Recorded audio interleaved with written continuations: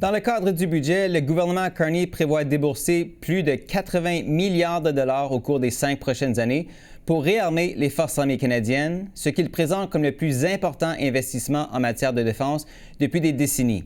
Des dépenses justifiées, selon le gouvernement, par la nécessité de renforcer l'armée canadienne dans un monde de plus en plus dangereux et divisé. Pour en discuter, je reçois David McGuinty, ministre de la Défense nationale. Monsieur McGuinty, bonsoir. Bonsoir. Alors, le Canada s'est engagé, on le sait, à consacrer 5 de son PIB à la défense d'ici 2035, dont 3,5 à des capacités militaires dites essentielles. À quel point le budget de mardi nous rapproche-t-il de cet objectif de 3,5 Excellente question. La première chose que nous avons décidé, c'est de procéder avec la mise en œuvre du 2 du PIB. Le premier ministre a annoncé il y a quelques mois que nous avions l'intention d'atteindre 2 5 ans avant la date qui a été fixée auparavant. Donc, nous voilà rendus à un point où on est en mesure d'atteindre le 2 d'ici le 31 mars. On travaille très, très fort pour procéder avec les changements qui doivent être effectués pour, évidemment, frapper le cible. Mais en ce qui concerne justement cette cible de 3,5 on a posé la question au ministre Champagne, on n'a pas eu de réponse claire, c'est pas dans le budget.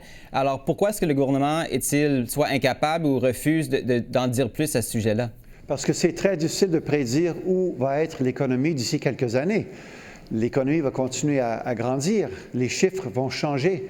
Donc, on doit commencer immédiatement avec les investissements nécessaires, non seulement dans les membres des Forces armées canadiennes, les femmes et les hommes qui servent, mais aussi dans une nouvelle stratégie industrielle pour la défense, qui va nous aider, par exemple, d'augmenter de 600 à, on espère, 1000 compagnies dans le domaine de la défense. Donc, les investissements vont se faire et je pense que ça va, on est pas mal certain que ça va avoir un impact très positif sur l'économie parce qu'effectivement, à ce moment ici, il faut investir et créer les emplois nécessaires pour les Canadiennes et les Canadiens. On parle, c'est clair, d'une hausse massive des dépenses militaires, 8 fois plus ambitieuse à court terme que celle prévue sous la politique de défense du gouvernement Trudeau. Avec autant d'argent en jeu, comment pouvez-vous garantir aux Canadiens que ces fonds seront bien dépensés? Bien, une des premières choses que nous avons décidé, c'est de créer une agence spécialisée dans l'approvisionnement pour la défense. Donc, on a sorti l'approvisionnement du ministère et on a créé une équipe spéciale, une agence spéciale avec un nouveau PDG qui vient de Toronto, de Bay Street, avec énormément d'expérience. Et on met en place l'agence qui va être responsable pour tous les achats de plus de 100 millions de dollars. Donc, c'est un énorme changement. Nous n'avions pas ce genre de mécanisme auparavant. Et donc, nous avons confiance dans le mécanisme qui va nous aider à être efficaces à temps et sur budget. Justement, très rapidement, sur ce seuil de 1 million de dollars, on nous a dit que c'est un peu arbitraire. Alors, pouvez-vous expliquer pourquoi 1 million de dollars? Parce qu'il y a quand même beaucoup d'achats qui se font en deçà de ce seuil-là. Bien, c'est 100 millions de dollars chez l'agence. 100 millions, pardon, oui. Et puis donc, mais il ne faut pas oublier que nous avons des besoins partout. On a 33 bases au pays. Et les commandants de base, par exemple, sont en mesure de fournir ce qu'ils ont besoin, faire des réparations, acheter des choses, des matériaux nécessaires. Donc, il faut avoir de la flexibilité. Donc, les gens en dessous de 100 millions de dollars, les commandants, les L1, comme ils sont appelés dans les Forces armées canadiennes, sont complètement en mesure de faire des bons choix. Et les systèmes aussi ont été améliorés. On a changé un peu les mécanismes au sein de ces équipes et nous sommes convaincus que ça va avoir un impact. On va bouger et bouger vite. Le budget ne prévoit aucun financement pour l'achat des 12 sous-marins que le Canada souhaite acquérir, chacun devant coûter près de 2 milliards de dollars. Pourquoi est-ce que le budget ne réserve aucune somme à cet effet? Parce que le choix n'a pas encore été fait.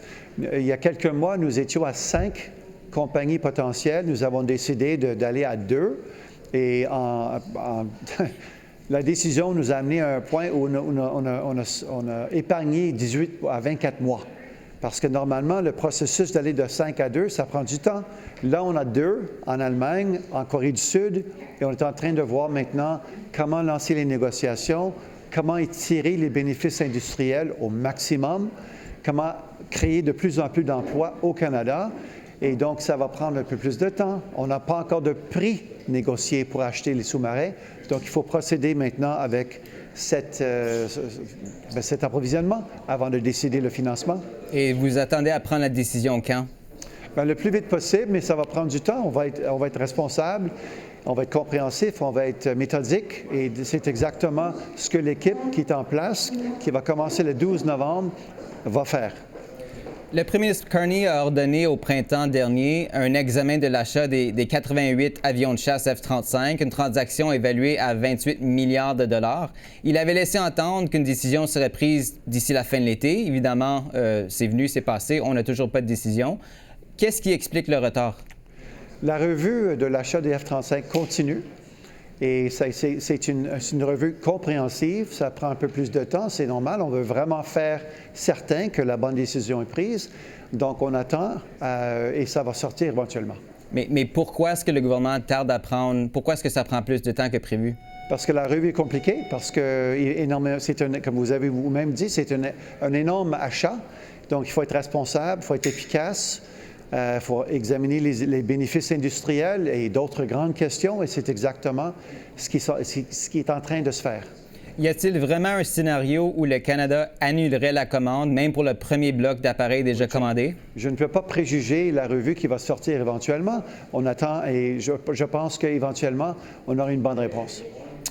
Votre gouvernement n'a toujours pas précisé si le Canada allait se joindre ou non au système de défense antimissile Golden Dome du président Trump.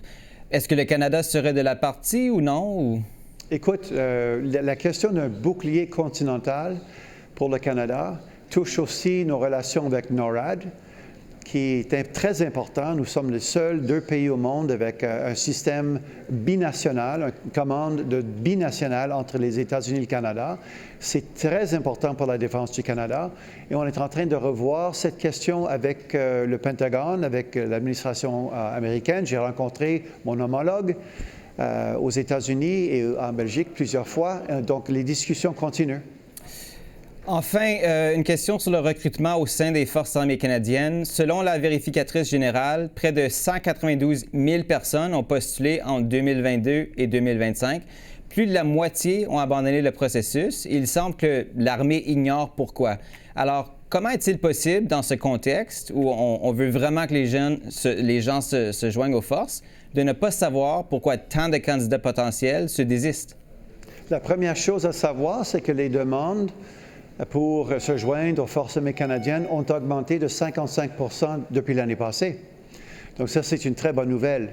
De temps en temps, il y a beaucoup de gens qui font leurs demandes avec des demandes qui sont incomplètes, oublient d'envoyer de l'information, veulent continuer plus tard. Donc tout ça, c'est à revoir. On est en train de travailler dessus. La politique des ressources humaines s'améliore dans les Forces armées canadiennes. On a du progrès à faire. On continue à travailler. Mais comment ça s'explique? Évidemment, le recrutement, c'est un enjeu de longue date. Alors, pourquoi est-ce que l'armée ne semble pas savoir pourquoi les gens se retirent du processus? Bien, écoute, on sait de temps en temps pourquoi les gens se retirent, mais on sait aussi qu'en offrant une augmentation de salaire de 20 % il y a quelques mois, pour les nouveaux recrues, ça a un impact majeur sur le nombre, les chiffres de gens qui font demande. Mais ce n'est pas tous les gens qui peuvent rentrer dans les Forces armées canadiennes. On a des systèmes quand même assez exigeants. Là. On demande aux gens d'être des bons demandeurs, des bons applicants. Donc, on est en train de passer à travers et en ce faisant, on construit, on espère, des Forces armées canadiennes, une des forces majeures dans le monde. David McGuinty, merci beaucoup d'avoir été avec nous ce soir. Je l'apprécie. Merci beaucoup. Bonne soirée.